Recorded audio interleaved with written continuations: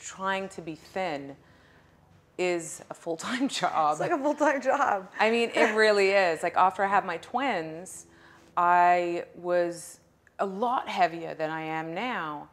And I thought, oh, it's not going to be that hard to lose, you know, because again, I'd seen people in the media who had had twins. Right. And who, you know, a 10 month days later were in a bikini. I was like, oh, well, that'll be the same for me. Yes. And it just wasn't. No. I mean, it just wasn't. I couldn't get a bikini big enough. No. For a long time.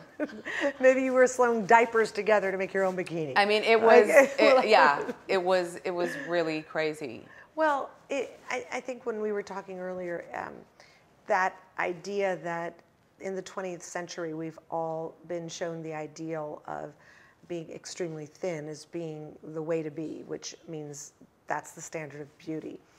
And before that, the standard of beauty was a much more fleshy, voluptuous, sensual sort of body type. I was born in the wrong era. I was born in the wrong era too, Missy. But I think, you know, it was interesting because it was a sign of wealth if you had some, you know, meat on your bones. Childbearing hips. Exactly, and childbearing hips, but it showed that you could actually eat, that you weren't starving, and being thin was not, it was a sign of not having enough. And now in order to be thin, you probably have to be extremely wealthy because it takes so much to be thin. You have to eat really well and you have to exercise, and some people have trainers or members of a gym, and there's not only that part though.